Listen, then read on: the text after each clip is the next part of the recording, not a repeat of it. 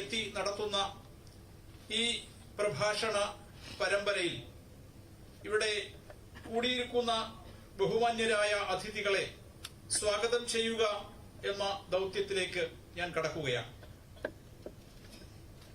ഈ പ്രഭാഷണ പരമ്പരയുടെ 6ാം വിഷയം ഇവിടെ നിർവഹിക്കപ്പെടുമ്പോൾ അതിന്റെ അധ്യക്ഷ പദം അലങ്കരിക്കുന്നത് ഡോക്ടർ ജോൺ ജോസഫ്, CBICയിൽ സ്പെഷ്യൽ സെക്രട്ടറിയും മെമ്പറുമായിരുന്നു അദ്ദേഹം. കേരള കാർഷിക സർവകലാശാലയിൽ നിന്നും ബിരുദാനന്തര ബിരുദവും 1ാം റാങ്കിൽ പാസായി. 1983 മുതൽ ഭാരത റവന്യൂ സർവീസിൽ കസ്റ്റംസ് ആൻഡ് എക്സൈസ് ഉദ്യോഗസ്ഥനായി ചേർന്ന് അദ്ദേഹം രാഷ്ട്രസേവനം നിർവഹിച്ചു വരികയാണ്. National academy of customs, excise and narcotics, ദില്ലിയിൽ അദ്ദേഹം വിസിറ്റിംഗ് ഫാക്കൽറ്റിയാണ്. തികഞ്ഞ ദേശീയ ബോധത്തിന്റെയും സാംസ്കാരിക പക്ഷചിന്തകളുടെയും സാകാര രൂപമായ ബഹുമാനപ്പെട്ട ഡോക്ടർ ജോൺ ജോസഫിനെ ഈ അമൃത ശതം പരിപാടിയിലേക്ക് സ്വാഗതം ചെയ്യുകയാണ്. അമൃത ശതം 23 പ്രഭാഷണ പരമ്പരയിൽ ഇന്ന് നമ്മളോട് സംവദിക്കുന്നത് രാഷ്ട്രീയ സ്വയം സേവക സംഘത്തിന്റെ പരമപൂജനീയ സർസംഘചാലക് ഡോക്ടർ മോഹൻജി ഭാഗവത്താണ്. അദ്ദേഹം മഹാരാഷ്ട്രയിൽ ചന്ദ്രപൂരിൽ ജനിച്ചു. നാഗപ്പൂർ ഗവൺമെന്റ് വെറ്റിനറി കോളേജിൽ നിന്നും ഉപരിപഠനം കഴിഞ്ഞ് സംഘത്തിന്റെ പ്രചാരകനായി മാറി. രാഷ്ട്രസേവനത്തിനു വേണ്ടി അർത്ഥസന്യാസം വരിക്കുന്നതിനെയാണ് പ്രചാരകാവുക എന്ന് പറയുന്നത്. ജീവിതം രാഷ്ട്രത്തിന് വേണ്ടി പൂർണ്ണമായും ഒഴിഞ്ഞുവെച്ച് രാഷ്ട്രീയ സ്വയം സേവക സംഘത്തിന്റെ വിവിധ ചുമതലകളിൽ അദ്ദേഹം നേതൃത്വം കൊടുത്തു. 1991 മുതൽ 99 വരെ സംഘത്തിന്റെ ശാരീരിക പ്രശിക്ഷണങ്ങളുടെ അഖില ഭാരതീയ ചുമതലയായിരുന്നു. അഖില ഭാരതീയ ശാരീരിക് ശിക്ഷൺ പ്രമുഖ് എന്ന ചുമതല വഹിച്ചു.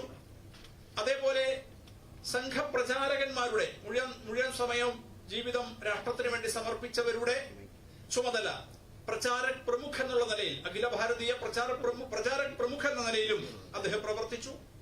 2000 മുതൽ അദ്ദേഹം മാന്യ സർക്കാരിവാഹ് എന്ന ചുമതല, അതായത് സംഘടനയുടെ സെക്രട്ടറി എന്ന ചുമതല വഹിച്ച് പ്രവർത്തിച്ചു. രാഷ്ട്രീയ സ്വയം സേവക സംഘത്തിന്റെ ആ വിജയ വൈജയന്തിയുടെ വർത്തമാനകാലത്തിൽ രാഷ്ട്രീയ സ്വയം സേവക സംഘത്തിന്റെ 6ാമത് പരമപൂജനീയ സർസംഘചാലകായി 2009 മാർച്ച് 21 നിയുക്തനായ അദ്ദേഹം ഈ രാഷ്ട്രത്തിന്റെ വൈഭവപൂർണമായ ഒരു നല്ല കാലത്തിനു വേണ്ടി നിരന്തരം സഞ്ചരിച്ചുകൊണ്ടിരിക്കുകയാണ്. അദ്ദേഹത്തെ കേസരിയുടെ ഈ ഭവനത്തിലേക്ക്, ഈ അമൃതശതം പ്രഭാഷണ വേദിയിലേക്ക് സഹർഷം സ്വാഗതം ചെയ്യുകയാണ്. ശ്രീ PN ദേവദാസ് അമൃതശതം പ്രഭാഷണ നിർവാഹക സമിതിയുടെ അധ്യക്ഷനാണ്. അദ്ദേഹം കോഴിക്കോട് ദേവഗിരി കോളേജിൽ നിന്നും ഉപരിപഠനം കഴിഞ്ഞ് കേന്ദ്ര സർവീസിലിരിക്കെ 1989 അദ്ദേഹം കേന്ദ്ര സിവിൽ സർവീസ് പാസായി. ഭാരത റവന്യൂ സർവീസിൽ നിന്നും 2023 മെയ് 3 ചീഫ് കമ്മീഷണറായി വിരമിച്ചു. അദ്ദേഹം ഇന്ന് സാമൂഹ്യ പ്രസക്തമായ സാംസ്കാരിക മൂല്യങ്ങളുടെ നവോത്ഥാനത്തിന് വേണ്ടി അദ്ദേഹത്തിന്റെ സമയം ചിലവഴിച്ചുകൊണ്ട് നമുക്കൊക്കെ നേതൃത്വം നൽകി ഇന്ന് ഈ വേദിയിൽ എത്തിയിരിക്കുകയാണ്. ശ്രീ PN ദേവദാസിനെ ഈ സമിതിക്ക് വേണ്ടി സ്വാഗതം ചെയ്യുന്നു. കേസരി എന്ന ഈ മഹാപ്രസ്ഥാനത്തിന്റെ നേതൃത്വം വഹിക്കുന്ന ഹിന്ദുസ്ഥാൻ പ്രകാശൻ ട്രസ്റ്റ്, ആ ഹിന്ദുസ്ഥാൻ പ്രകാശൻ ട്രസ്റ്റിന്റെ managing trustee advocate PK Sreekumar, അദ്ദേഹം മാന്യ സംഘചാലക കൂടിയാണ്, കോഴിക്കോട് ഗ്രാമജില്ലാ സംഘചാലക കൂടിയാണ്. അദ്ദേഹത്തെയും ഈ വേദിയിലേക്ക് സ്വാഗതം ചെയ്യുന്നു. ഈ സദസ്സിൽ പങ്കെടുത്തുകൊണ്ടിരിക്കുന്ന നിരവധി ബഹുമാന്യരായ വ്യക്തികളുണ്ട്. മതാധ്യക്ഷന്മാരുണ്ട്, ആചാര്യന്മാരുണ്ട്, സാംസ്കാരിക നായകന്മാരുണ്ട്. എല്ലാവരുടെയും പേര് എടുത്തു പരാമർശിച്ച് സ്വാഗതം ചെയ്യേണ്ടതാണ്. സമയപരിമിതി കൊണ്ട് അതിന് മുതിരുന്നില്ല. ഇവിടെ എത്തിച്ചേർന്ന, ഈ ക്ഷണം സ്വീകരിച്ച് ഇവിടെ എത്തിച്ചേർന്ന എല്ലാവർക്കും ഒറ്റവാക്കിൽ സ്വാഗതം ഓതിക്കൊണ്ട് ഉപസംഹരിക്കുന്നു. നമസ്കാരം. നന്ദി ഡോക്ടർ എൻ ആർ മധു. അടുത്തതായി അധ്യക്ഷ ഭാഷണമാണ്.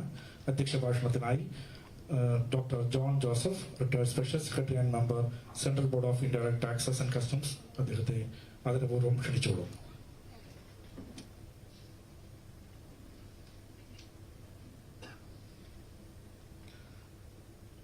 Respected Mohan Bhavan,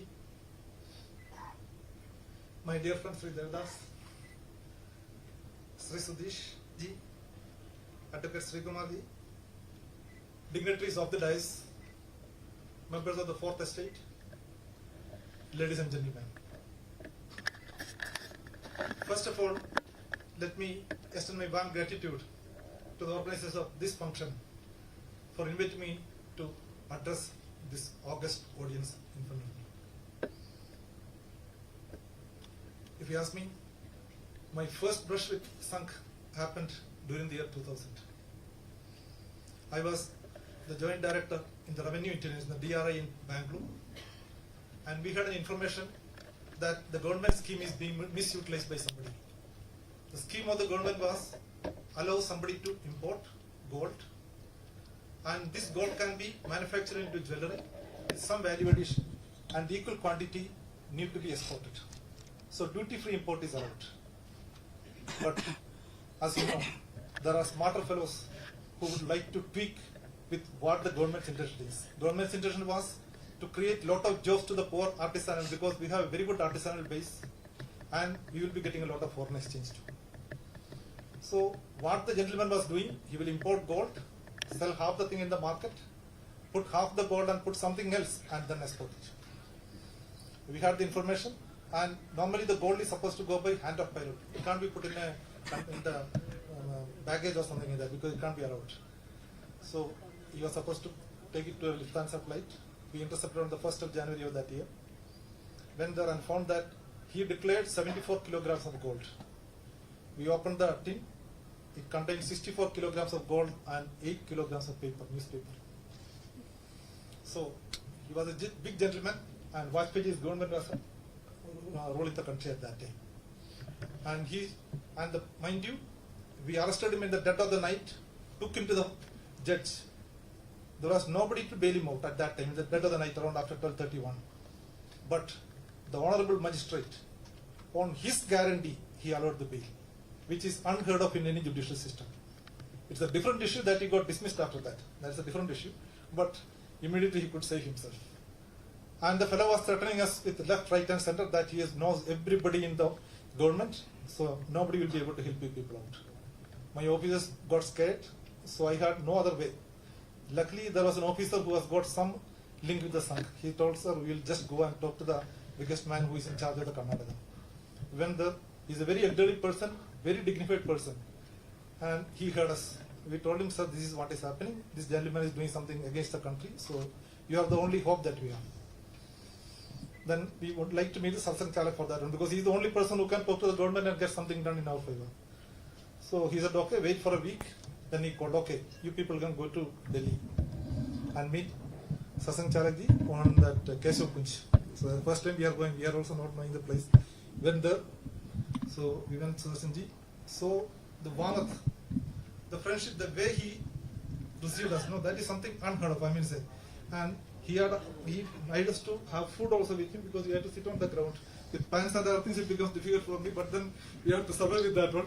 And it is something like, it's something like a son he treats you. You feel at such a dignified people, the people at such high level, how they treat others, that shows the thing. So he made us sit there, and then we had to eat the food, and then we had to clean the plates and everything also after that one. At that time, you can see, we have only seen him. Before that one, I have not seen Mr. Jetli. After that, I have met him personally. That's a different thing, because he was our minister. Mr. Vasarira is India. A lot of ministers coming and giving namaste and then going and sitting along with the whole thing. So we are seeing more ministers coming. So when he told us when you are taking leave, he said, okay, nothing to worry, nothing will happen to you people. And exactly the same thing happened.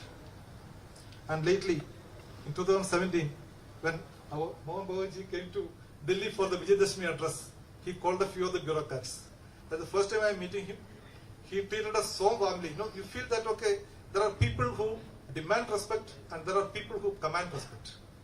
It is the people who command respect that survives, because that will give the message to the people that, okay, look how good they are. Because as we all know, it is a fruit, it is a branch which has the fruits that will only be hanging low. The branch doesn't have any fruit, that will be always showing that pride and everything. It is that humility, that simpleness, the way he treats you, that makes you feel, something like, it is an unheard of thing. So I should thank Bhagwat also for that warm reception that you have given me in Delhi. Now, I think everybody was mentioning that, okay, this lecture series is for an organization which is almost going to complete 100 years without any split. Now, if you look at it, a lot of dynasties would have come, a lot of organizations would have come. And if you ask me, which is the longest standing dynasty in the world? Because it's very difficult. Every dynasty you can see 3 generations, 4 generations, somebody will be overthrown, new generations will come, new dynasty will come and other things. It is a Japanese dynasty of Emata, the Chrysanthemum throne that we call it. It has got an unbroken tradition almost from 6 BC when the Jibun was the original person who is supposed to have started. And now from Akihito to Narihito, that's the last emperor who is reigning now. They have got an unbroken tradition. But when you look into it, why they were able to do this? Because in every dynasty, if you are vying for power, as the old saying goes, power corrupts and absolute power corrupts absolutely. So if you are looking for the power, there is a problem. But after the Tokugawa revolution and even before that also, the Japanese emperors have lost their power as a person who administers. But they are the persons who control the moral authority and supports the people. And that power, that moral authority is what brings them apart, sets them apart from all the other dynasties, and that is why they were able to continue this.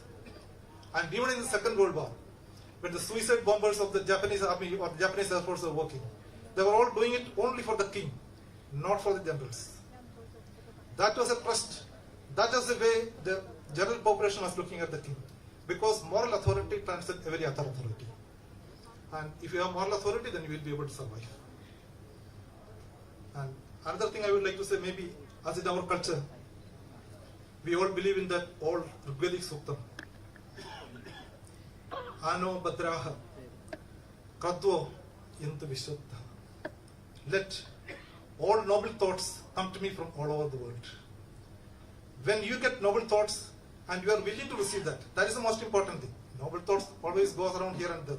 When we invite the noble thought to us, as a culture, we are supposed to become noble. Because when you invite noble things, you will also get noble thoughts. And when you have noble thoughts, you will always do noble deeds. The culture will continue. So any organization which has a root in the Indian culture should also transcend times and it should go forward. And with these few words, let me thank the organizers of the function once again and wish you all the best. Jai Hind. നന്ദി doctor John Joseph sir. വ്യക്തിഗീതം ആലപിക്കുന്നതിനായി T സുധീഷിനെ ക്ഷണിച്ചോളൂ.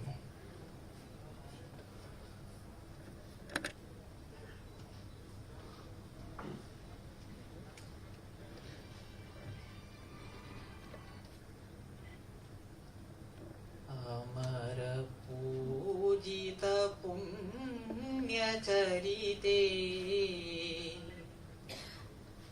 അംബികേ ജഗദംബികേ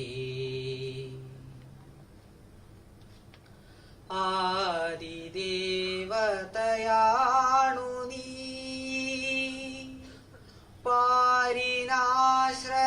പാരിനാശ്രയദായിനി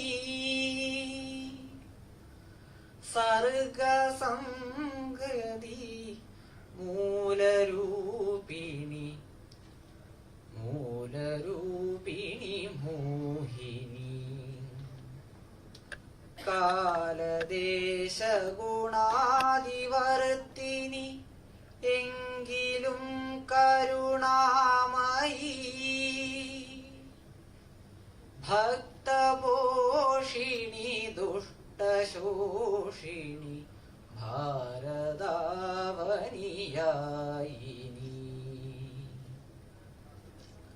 അംബികേ ജഗദംബികേ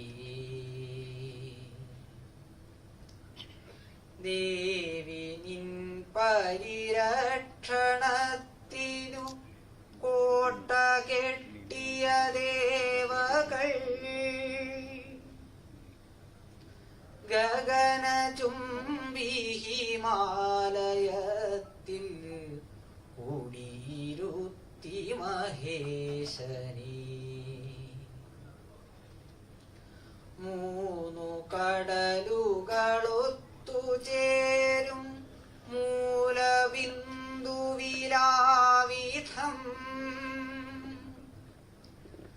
നിത്യകന്യകഹൈമനന്ദിനി കാത്തുകൊള്ളു ഭവൽപദം.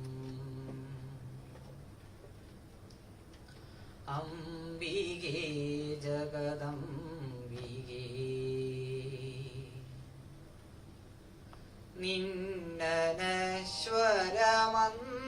നിന്നനശ്വരമന്ത്രവൈഖരി പൊങ്ങിടും വിപിനങ്ങളിൽ സതത താപസവൃത്തിയിൽ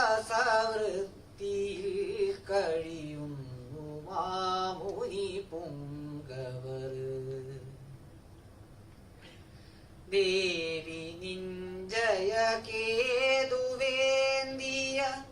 പുരുഷസിംഹ പരമ്പര കാത്തു നിന്നഭിമാനമീ ഉലകിൽ പരാക്രമശാലികൾ.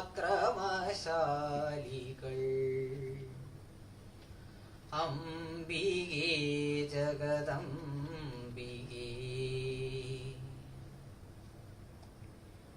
തവ പദങ്ങളിലർച്ചനയ്ക്കായി വരികയായി ജനകോടികൾ. മുദിതഹാസമുജ്വലം നിൻ മുഖമുയർത്തു ഭവാനി നീ. അഭയമുദ്രയിലാശ്രയം തരികംബികേ ഭയനാശിനി.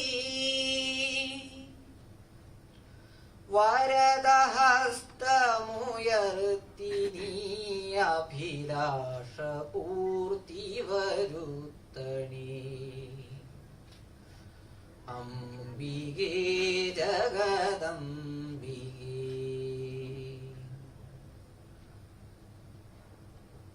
Nandi Sri Sudesh. Now we will have the keynote address. I humbly invite Parambojaniya Sasanjaraji to deliver the keynote address on the topic, the organizational science behind the Rashtriya Swayamsevak Sangh.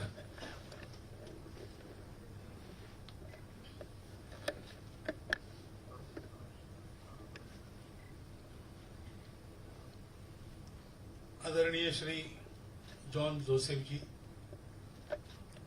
आदरणीय श्री कुमार जी, आदरणीय देवदास जी, मित्रों और Madhu ji,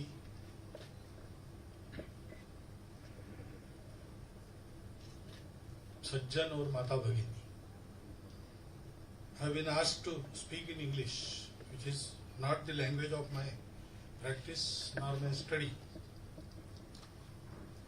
Moreover, I feel that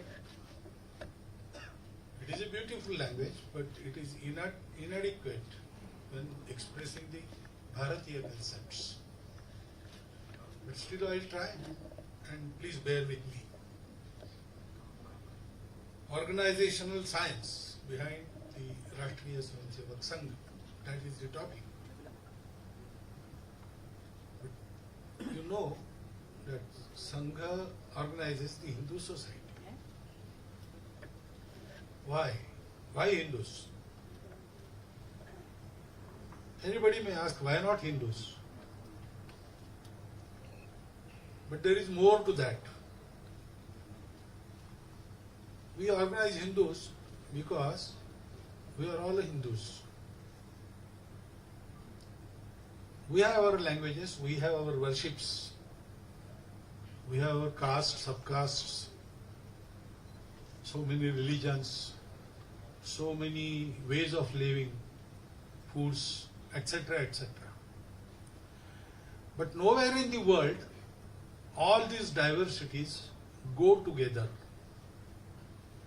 maximum they can do is, that too for some time, tolerate each other. But in our land, Bharat, this is the way of life.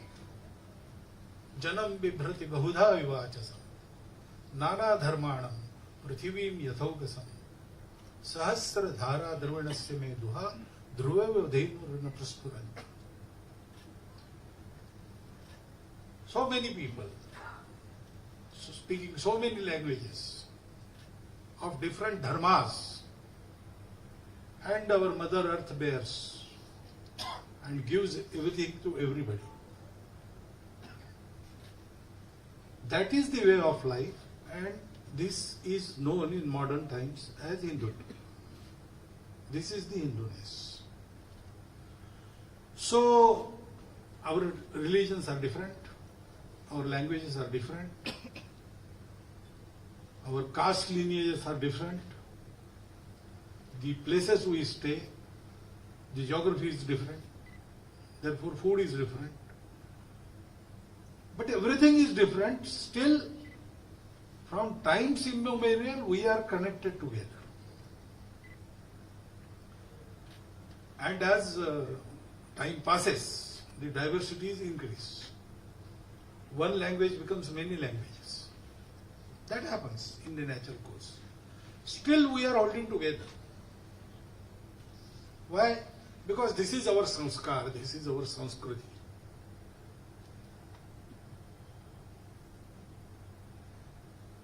And this land which sustains everybody, accepts every diversity, respect every diversity, we hold it as our mother. We worship it as our mother. Ambike Jagadambike, you heard this song. That is common in all castes, all languages, all religions. Deshabhakti. And now the scientific studies, they say that since 40,000 years, we belong to same ancestors, their lineage. Our DNA is common. So we are one people. This is our motherland. And we have grown into the same samskaras.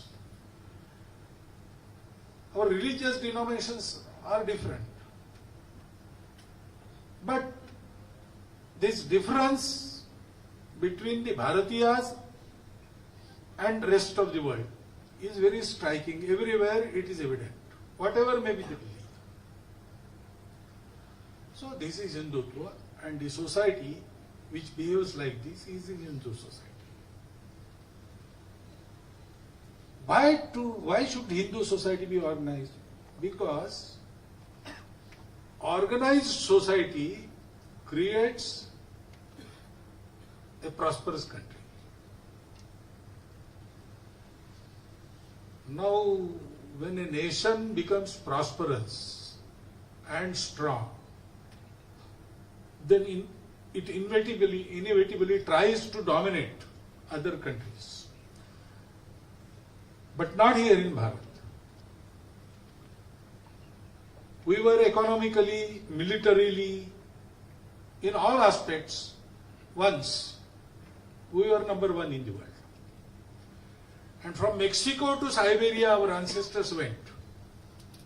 But nowhere they conquered people. Nowhere they converted people.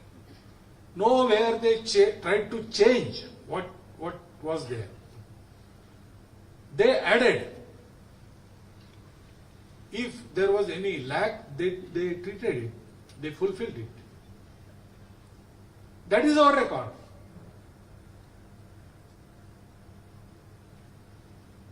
Atalji in his poem, he says, Bhubhaga nahi, shata shata manava ke hridaya jeetane ka nishchay. Not lands, we conquer hearts. But to become prosperous and give this gift to world, it is necessary. The worldviews originated from the other lands, they seriously lack in one aspect. they don't know the connection.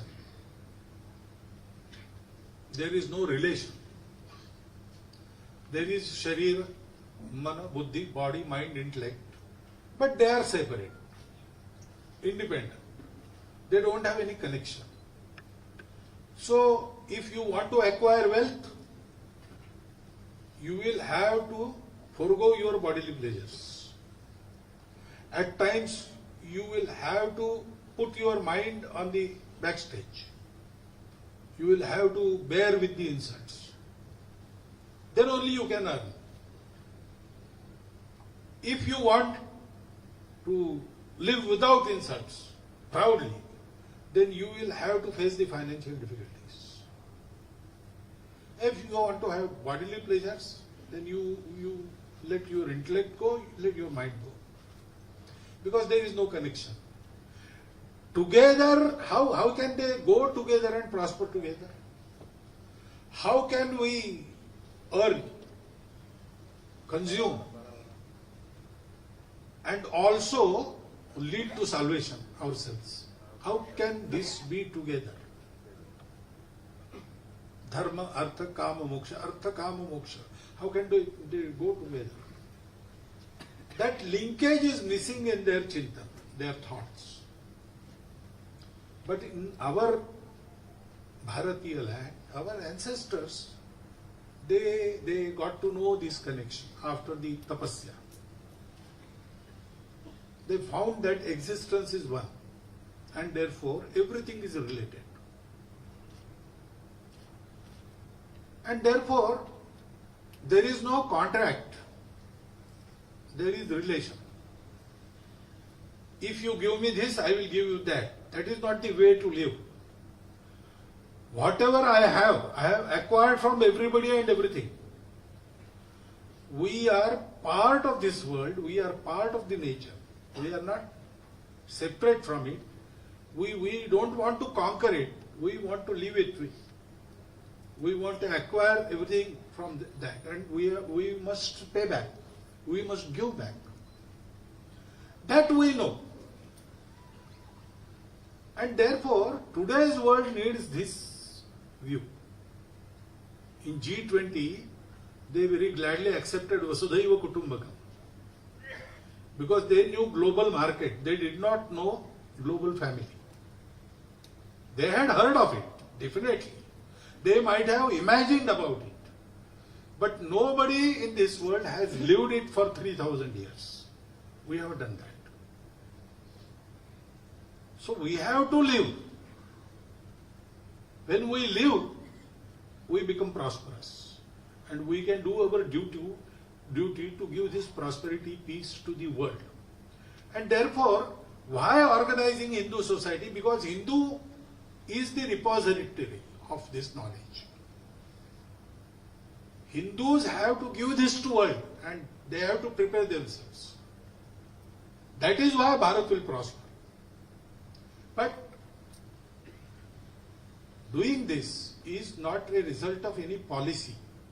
There are many good policies, there are many good laws, but everything depends on man. How he enacts, how he puts everything into practice. He has to live what he knows. He has to live what he preaches. And in that respect, from at least 1,000 years, we are lagging behind. So if we want a peaceful world, we want a prosperous Bharat. And for prosperous Bharat, we want a society with qualities, a society with unity. Unless that change occurs, good leaders, good policies, good governance, nothing will work. They will do good up to this limit. Beyond that, they will fail. The reason of failure are individuals. Because society behaves in a particular way, not because of intellectual thinking. Common man doesn't understand intellectualism, doesn't understand thought. he wants examples. Even ideals, they do not suffice. Ideals are like stars, which we never reach. But we can plot our charts according to them. So when a common man, he plots his chart according to the ideal, Adarsha. There are so many in our land. It is a continuing galaxy of personalities, exalted personalities. In every respect of life, we have those ideals. But when we plot our charts, we see that the road is ridden with so many difficulties. And therefore, an ordinary man doesn't dare to tread that path. But if he has a friend who walks that path and who invites and who is ready to hold his hand, he will dare on that path. That is the psychology. And therefore, organizing the society means creating the fashion setter, trend setters. So, organizing the Hindu society means creating the living examples from amongst the common man, ordinary men.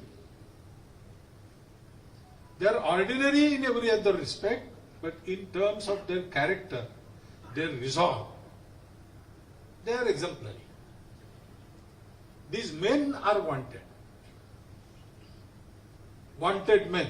There was a poem, Wanted Men, not systems, fit and wise, not faith with rigid eyes, not wealth with mountain piles, not power with gracious smiles, not even a potent pen, wanted men. All other things work when men are worthy. Creating this worthy men, man-making process, that is organization. Why I am telling you all this? Because what is the intent? Intent behind doing good work brings out the desired result. If intent is your selfish interest, there are so many persons doing good work. But some do good work because they want to fight in next election and they want to have votes. So when elections are now near, after some 2 months, you will see there are so many people ready to serve the society. All of a sudden, they will come to you and they will bow to you, offer you their namaskars, and they will request you to give chance to serve you. If you give them chance, after elections, they will meet you after 5 years only. That happens. Because what is the inspiration? Inspiration is some selfish goal. Or there is some fear. When we ride our bikes, red light is there. But if policeman is there, we will obey. Otherwise, we dare to cross that line.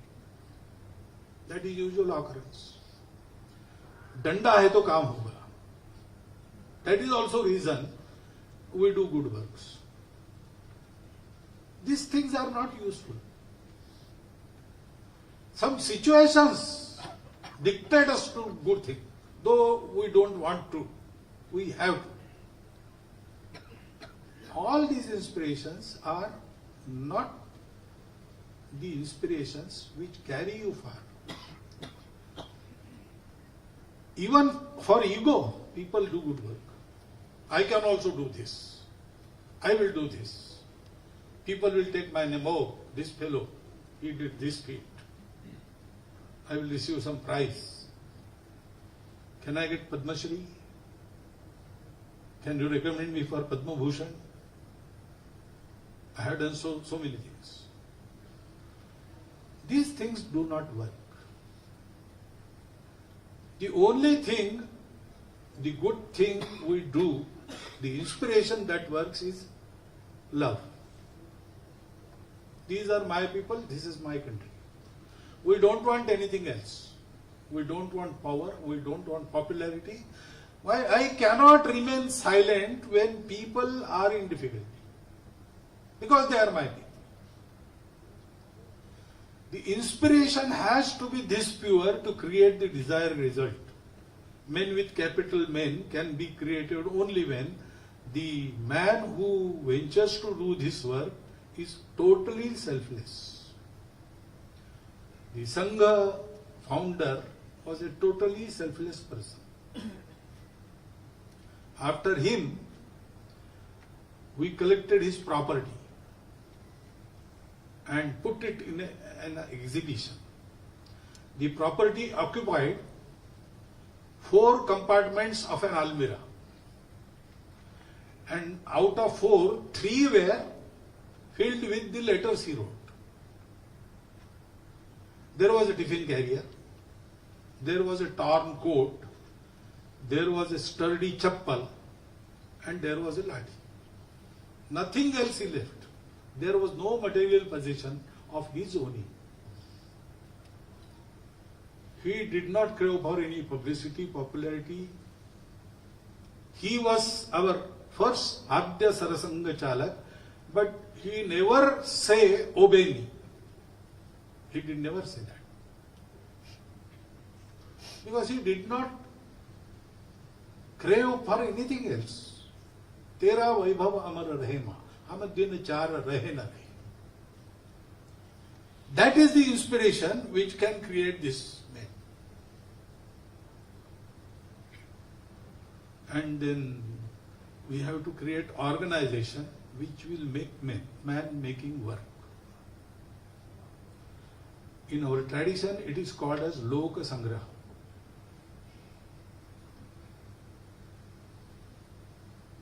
Let not people go astray.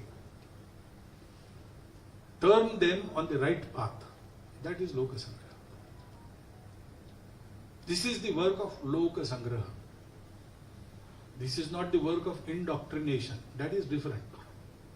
The organization is working, of course. There is a vyavastha, there is an arrangement. There are so many adhikaris. I am Sarasang Vichalak, Dattaji Sar Karyava. Like that it goes on. But that is not real organization. We have to build an organization which will serve the society. Which will serve the society which wants to serve the world. So, conceptually and psychologically, it should be coterminous with the society and make the society coterminous with the word humanity. Then it should be independent. Otherwise, the relations, the antagonists, all this work to create us and them. That should not happen. The organization which always thinks about everything and all. For that it has to remain independent. It should run itself. It should be self-perpetuating. It should be independent. There are so many things. If you want to make a nation prosperous, you have to do so many things. But those so many things will not be done by this organization, because so many things in our Adhyatmic tradition, it is called as upadhis. Upadhis are not desired, but you have to go through them. So there has to be an arrangement wherein, though the organization has to deal with upadhis, it will not be involved. Sangha has done this. Sangha as an organization never takes interest into any other matter than creating men. Sangha does not do anything. He said moral authority. I don't know. We don't have any authority. We have friends everywhere. We don't exert that pressure. We don't control anything. Because we don't want to. If we start that, our work will be destroyed. So Sangha says Sangha will not do anything.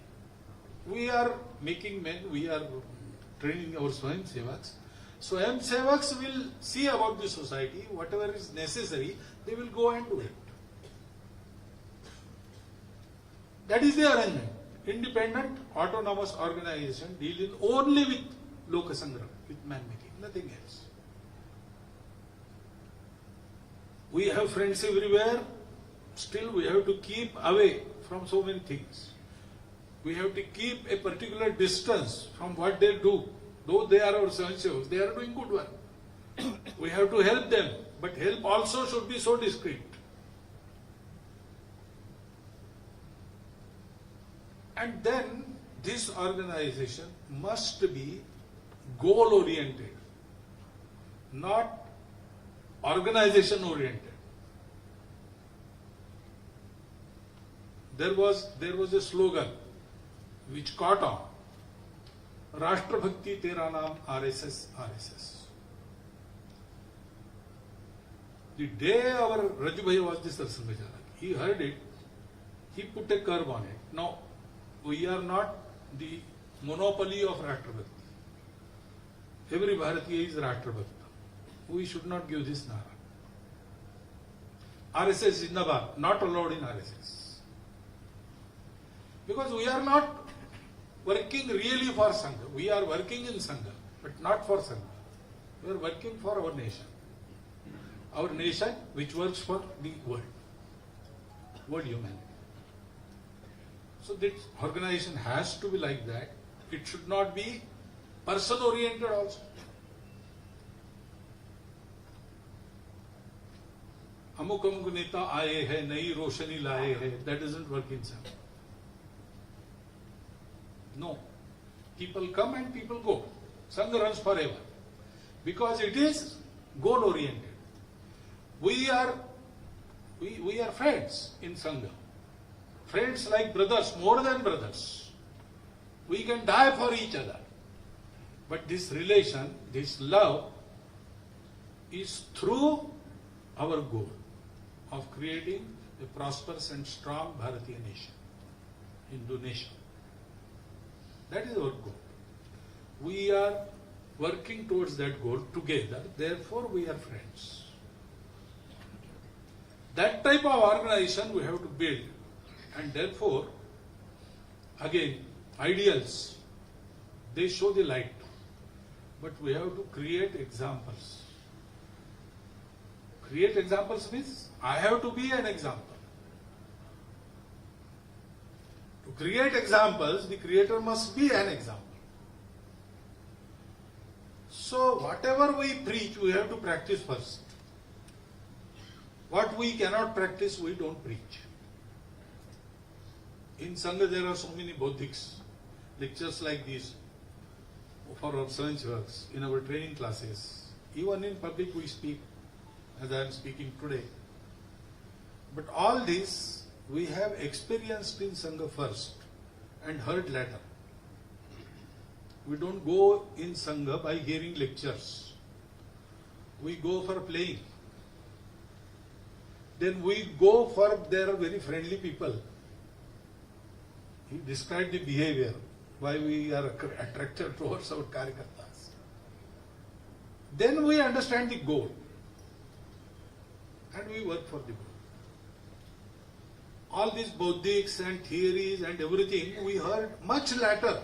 When we hear each sentence, it prods our brain and awakens some memory. Oh yes, I have seen this. I have seen this happening. Oh yes, it is like that. I have done it. That is the mental response by the hearing. So there is an example. And being an example doesn't suffice. We have to be friend. In our camp, our adhikari asked the shiksharthis a question. Night has many stars, but day has only one. And still day is brighter than night. Why? The answer is clear. It became clear in that group. They were 10 class students. They thought for some time and then gave the right answer. The sun is nearest star to the earth. And it is Swayam Prakashit. It has its own light. Nearer is the moon, but it has the borrowed light of sun. And therefore when it cannot see sun, there is Amavasya. no moon night. And there are so many bigger stars, bigger than the sun, but they are much away. Sunlight reaches us in 8.5 minutes. The nearest star after that is Alpha Centauri, which is 30 light years away. So most of the light gets diffused in the stratosphere before reaching Earth. And what we see will be 30 years old. So we cannot see what is there today. Therefore, we have to be near, we have to be friends. Sangha work methodology is basically a methodology of nurturing friendship. Apan nivarayati, yojayate hitaya. Prevents the friend from going astray towards the bad things. And takes steps so that he will uplift himself for his good. Guhyam cha guhati, gunan prakati karo. Some faults he may have, some secret things he may have, and friends knows it. Friends know it, but they don't discuss it outside. The faults by their own friendship, they reduce to nil. They don't discuss it. Gunan prakati karoti. Even small quality of their friend, they will discuss with everybody. Oh, our friend knows this. Our friend can do this. He is such a person. And they can identify the hidden qualities of a friend. And they can treat him so that those qualities blossom. Apad gatam na jahati. When he is in some difficulty, they don't go away. They help him. Timely help is given. Dadati kale. These are the lakshanas. Sanmitra lakshanamidam pravadanti santa. These are the things. Due to his friendship and example, he follows. Yadyada chariti shrestha tatta deve torojana. Sayat pramanam kurute lokas tadanu vantake. That is the rule. So, a very common human being, our Swayam Sevak, he follows. And we adjust the speed. Dr. Edgewar had these qualities. Very extraordinary man. But he never showed his extraordinariness. He worked with Swayam Sevaks. Initially, he didn't have any accomplished persons of our society. They were engaged in all other activities. Social reforms, independence, movement, all these things. Everybody was engaged in that.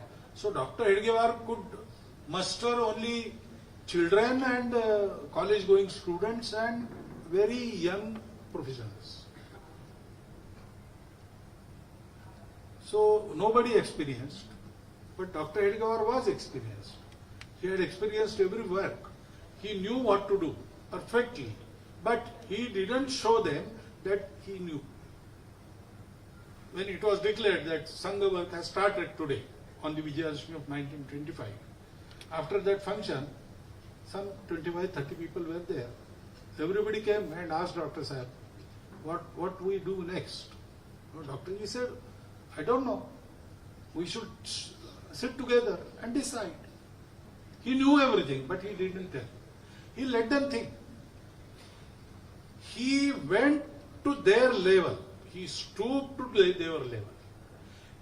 When they saw Dr. Ji, Balasaheb Devras once described in his Bodhik Varga, we saw Dr. Ji that yes, he is something more than us, but only 2 steps ahead. So we can try and go and be equal with him. And we tried and we thought that we are equal with him and again looked. Then we saw that, oh, still 2 more steps ahead. Like that we went ahead. He took us 10,000 steps ahead. But we never felt. We felt only those 2 steps. That is why in Sangha we don't preach or teach big things. We teach small things. Keep your shoes in line. Don't move in Daksha. Don't talk when you are in Bauddhic work. Small things. We take care of pennies. Mounts will take care of themselves. That happens. This we do, and this we do. Nobody knows we are doing it. Even sometimes we forget that we will do it automatically. It becomes our nature. Because the man-making work is not something to be forced. It is very delicate work. It should come from within. And therefore, once Rabindranath Thakur said, not hammer strokes, but the dance of sparkling water, sparkling showers, shapes the pebbles into perfection. That is the methodology. We befriend, we work with them, we stay with them, we eat with them, we roam with them, we do shakha with them. He sees us and tries to step after us. And there is no us and our Swayamsevaks. We are all Swayamsevaks. Even I am Sarsanga Jalak, but first I am Swayamsevaks. That is permanent status in Sangha. Everything changes. Sarsanga Jalak also changes. Swayamsevaks, once a Swayamsevak, always a Swayamsevak. So the Swayamsevaks learn it. Sometimes unknowingly they learn everything. Such delicate handling of each person is necessary, and therefore we don't force anything. We let him choose. Like in Gita, Bhagwan said, Vimrushayeta tate asheshena. I have told you everything. I have left nothing out. Now yathechasi tataku. Whatever your wish. So we let choose. There are appeals, but we don't see who follows. We just throw the hats in air. If they land on someone's head, okay. If they don't, okay. We let choose and let our Swayamsevak loose. But we always will be there to care for them. In cities there are swimming pools and there are swimming classes. But in villages there are no classes. There are people swimming in a river or in a bigger well, and just for fun children go to see it. So someone pushes them in, and then no one lets them drown, but they have to float on their own. So this is our country way of man-making. You say scientific philosophy or science of our organization. I don't know how much science is in that, but it works, and we can create men. And this process, it goes on lifelong, because nobody is perfect. Perfection is a very distant horizon. You have to go on working, go on learning. Even while you teach, you have to learn. You learn from teachers, you learn from students, you learn from spectators. Everything, everywhere you can learn. And every time you have to learn lifelong. There is no limit. इतना आगे जिसका कोई छोर नहीं. There is no limit. जहां पूर्णता ही मर्यादा हो, सीमाओं की डोर नहीं. Till you achieve perfection, you have to go, and in our tradition we say, if I don't achieve perfection in this birth, there is rebirth. Now, next time I have to continue where I left. I have to pick up that thread and go on. So actually, there is what is our ideal? Yes, there are so many. From Dr. Hedgewar to the ancient seers, we can name anybody and everybody. But actual ideal is the principle. So Guru is the Bhagwat Vaj, not any person. Dr. Hedgewar could have put himself as Guru very easily. he was worshipped by the first Swayamsevaks. And even now, his memory is worshipped by all of us. But he never said, when there was Guru Dakshina, everybody thought that today we will have to worship Dr. Ji and offer Dakshina to him. But he said that no, we have to worship the Dwaj. It is our Guru. Like that we were. And we have to be self-sustaining. So we create our own Karyakartas. We create our own funds. This Guru Dakshina is offering by Swayamsevaks annually. For running of Sangha, we do not accept a single pie from outside. Our Swayamsevaks, they offer Guru Dakshina. It doesn't even today, it doesn't suffice for a year long, but okay, some 2-3 months, we have to bear with that. But it is good because it is not necessary more than necessary money is always harmful. And less than necessary money is always painful. So bare necessary amount. So they offer annually. We run Sangha on that. Service projects, etc., societies with us, they furnish everything.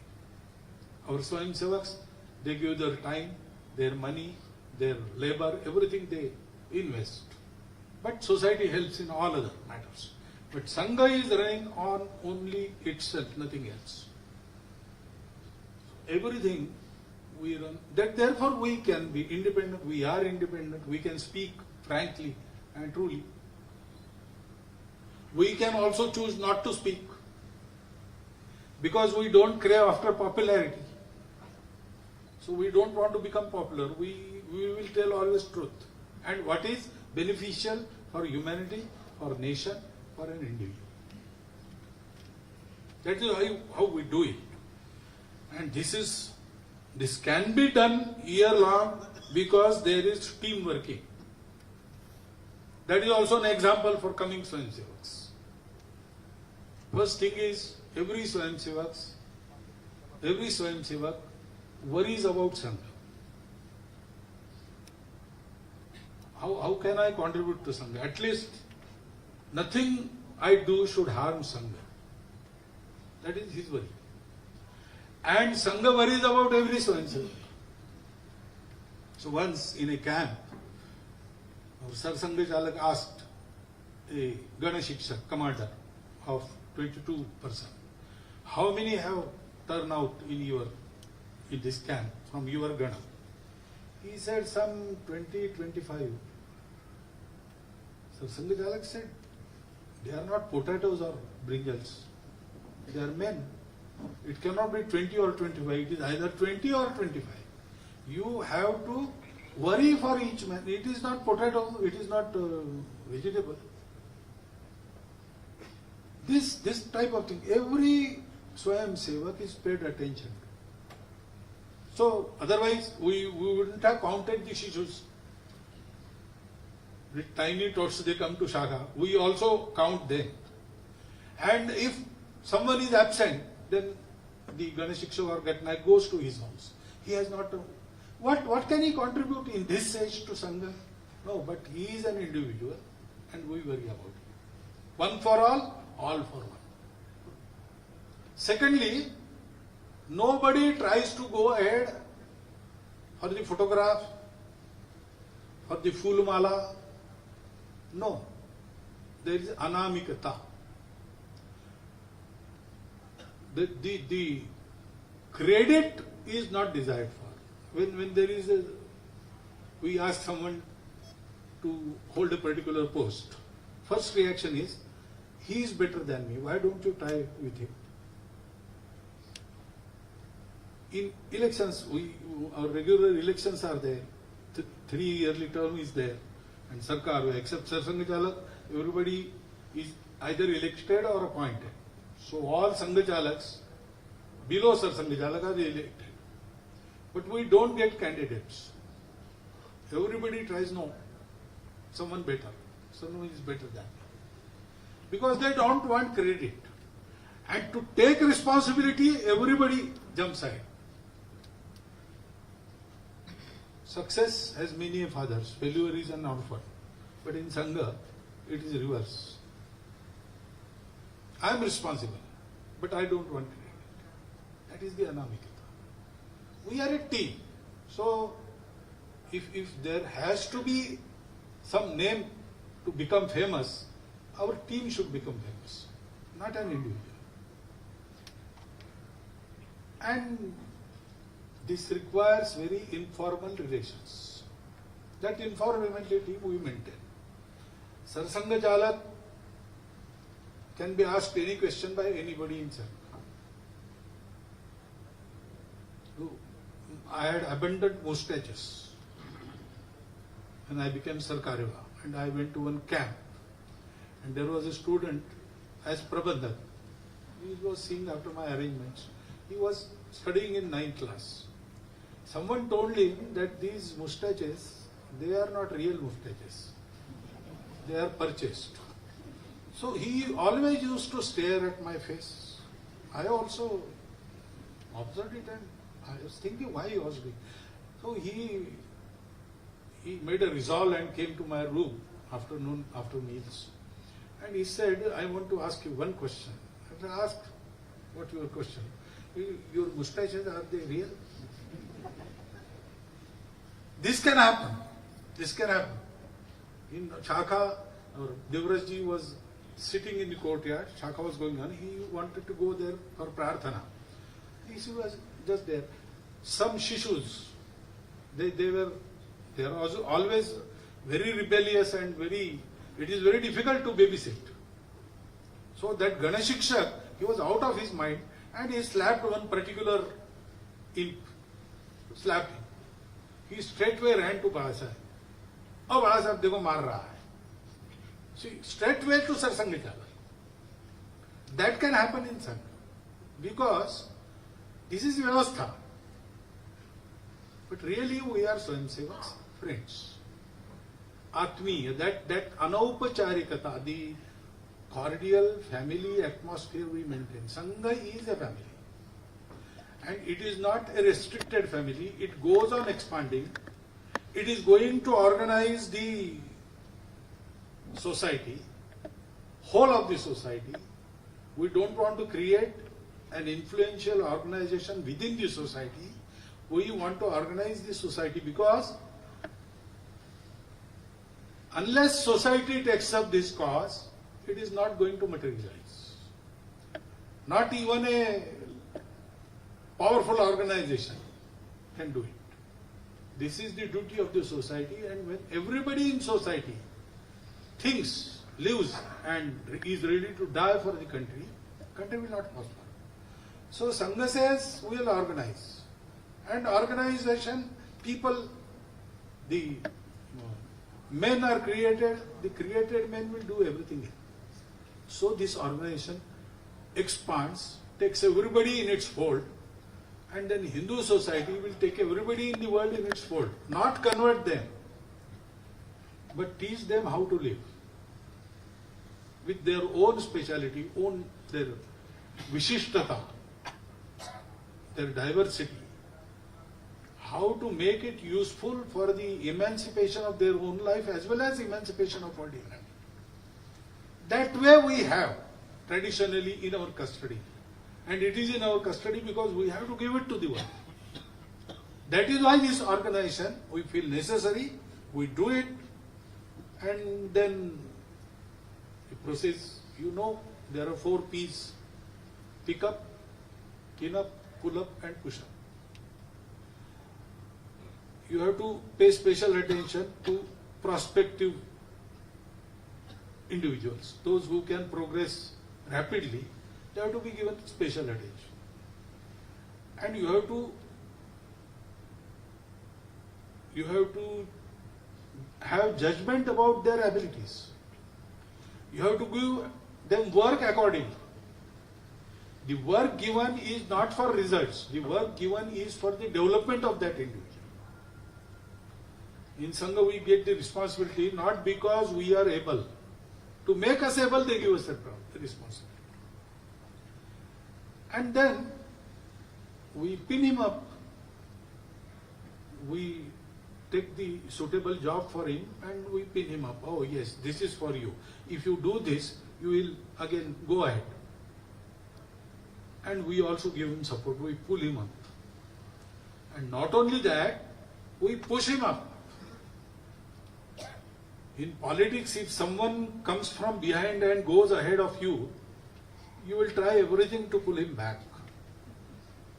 You will see ahead and, oh, these four individuals, they can come and go ahead of me. We will thwart them at their own place. That will do. In Sangha, it is not like that. When I was 5 years old, the person, our Jilla Pracharak, who told me for the first time Dr. Hedgewar's name, he is now 99 years old. He became in charge of Pranta Samanvay, and he did not have any bigger responsibility after that. So many times he has scolded me for my some misdeeds and not attending Shakha and everything.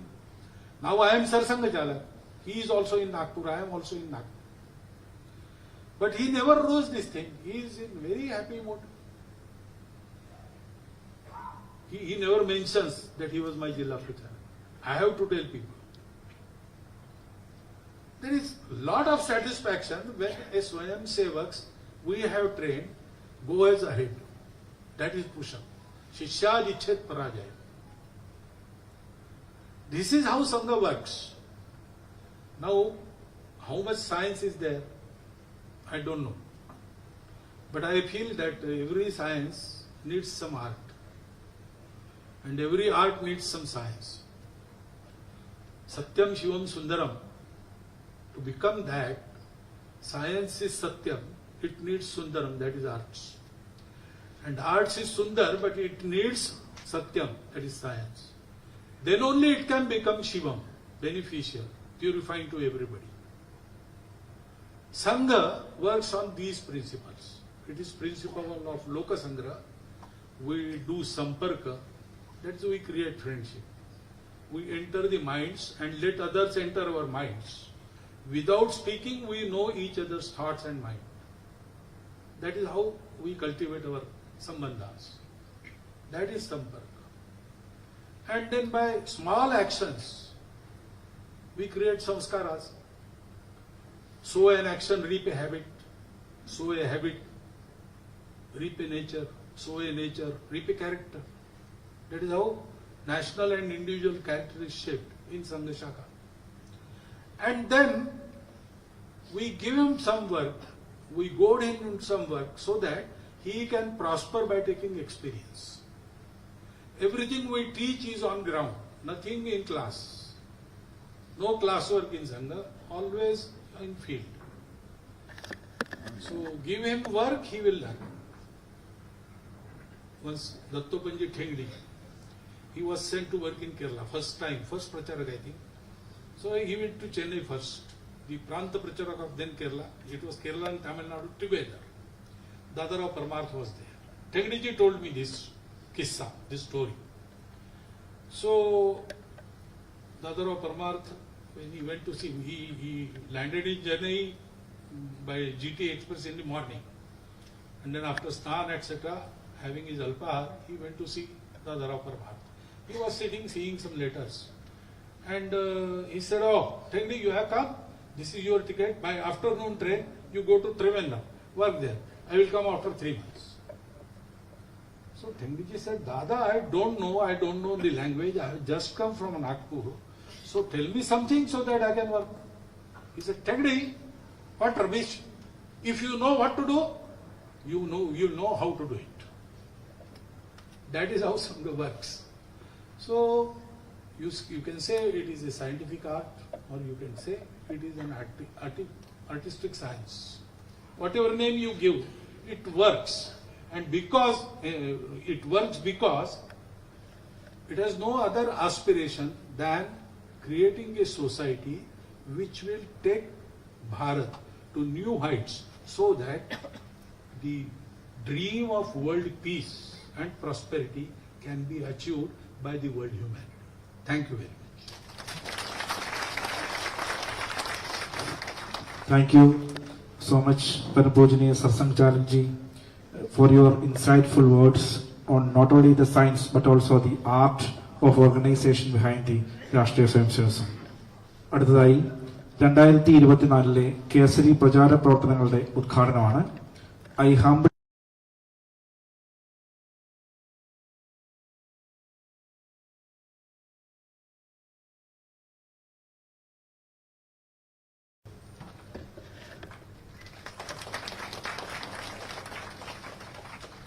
അടുത്തതായി പരംപൂജനീയ സത്സംഗചാലകനെ ആദരിക്കുന്ന ചടങ്ങാണ്. അദ്ദേഹത്തിന് ഉപഹാരം സമർപ്പിച്ച് ആദരിക്കുന്നതിനായി advocate P K ശിവകുമാർജിയെ ക്ഷണിക്കുന്നു. I humbly request പരംപൂജനീയ സത്സംഗചാലകജി to receive Kesari's token of love and respect.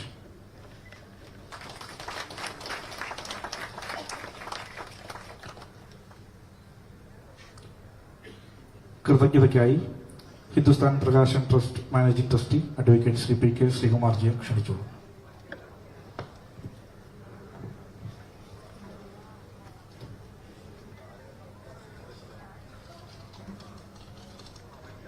എല്ലാവർക്കും നമസ്കാരം.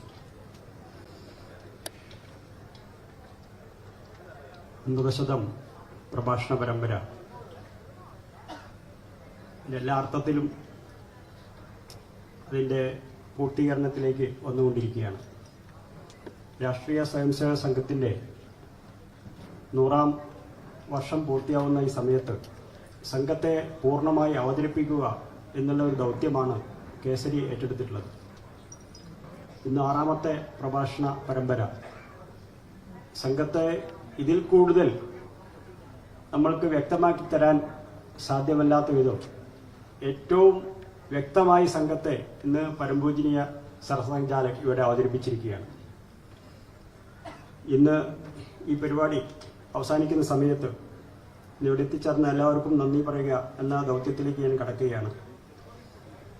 അമൃതശതം 6ാമത്തെ പ്രഭാഷണ പരമ്പരയിൽ അധ്യക്ഷത വഹിച്ച ഡോക്ടർ ജോൺ ജോസഫ് അവറുകൾക്ക് അമൃതശതം സമിതിയുടെ പേരിൽ കേസരി ഹിന്ദുസ്ഥാൻ പ്രകാശൻ ട്രസ്റ്റിന്റെ പേരിലും ആദ്യമായി നന്ദി പ്രകാശിപ്പിച്ചുകൊള്ളു. അതേപോലെ 6ാമത്തെ പ്രഭാഷണ പരമ്പര ഈ വിഷയങ്ങളിൽ ഏറ്റവും പ്രമുഖമായ ഒരു വിഷയമാണ്.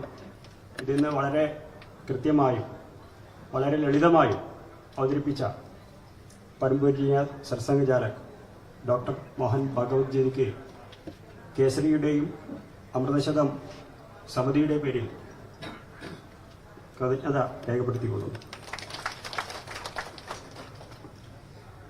നമ്മുടെ പരിപാടിക്ക് സ്വാഗതം പറഞ്ഞ കേസരിയുടെ മുഖ്യ പത്രാധിപർ ഡോക്ടർ മധു അവർ, അതുപോലെ അമൃതശതം സമിതിയുടെ അധ്യക്ഷൻ ശ്രീ പി എൻ ദേവദാസ് അവർ, ഇവിടെ വ്യക്തിഗീതം ആലപിച്ച ശ്രീ സുധീഷ്, ഇവിടെ ക്ഷണിക്കപ്പെട്ട് എത്തിയിട്ടുള്ള എല്ലാ സഹോദരി സഹോദരന്മാർക്കും സഹപ്രവർത്തകർക്കും നന്ദി പറഞ്ഞുകൊള്ളുന്നു. ഒരു ക്ഷമാപണം കൂടിയുണ്ട്. കാരണം ഈ അമൃതശതം പരിപാടിയിൽ ക്ഷണിക്കപ്പെട്ട എല്ലാവരെയും നമ്മൾക്ക് ഈ ഹാളിൽ കൊള്ളിക്കാൻ സാധിച്ചിട്ടില്ല. 3 സ്ഥലത്ത് വെച്ചിട്ടാണ് ഇപ്പോൾ ഈ പരിപാടി എല്ലാവരും കണ്ടുകൊണ്ടിരിക്കുന്നത്. ഒന്ന് നമ്മുടെ തൊട്ട് കോറിഡോറിലും നമ്മുടെ കെട്ടിടത്തിന്റെ മുകളിൽ ടെറസിലും വെച്ച് ഏകദേശം 1000-ഓളം പേർ ഈ പരിപാടി കണ്ടുകൊണ്ടിരിക്കുന്നുണ്ട്. എല്ലാവരെയും ഉൾക്കൊള്ളിക്കാൻ സാധിക്കാത്തതിൽ ഒരു ക്ഷമാപണം നടത്തുന്നു. എല്ലാവർക്കും നന്ദി. ഇവിടെ എത്തിച്ചേർന്ന മാധ്യമപ്രവർത്തകർ, മറ്റ് പോലീസ് ഉദ്യോഗസ്ഥർ, കുറെ ദിവസങ്ങളായി ഈ പരിപാടി വിജയിപ്പിക്കാൻ വേണ്ടി പ്രവർത്തിക്കുന്ന എല്ലാ സഹപ്രവർത്തകർക്കും നന്ദി പറഞ്ഞുകൊണ്ട് നന്ദി, നമസ്കാരം. ചടങ്ങ് സമാപിച്ചിരിക്കുന്നു. എല്ലാവർക്കും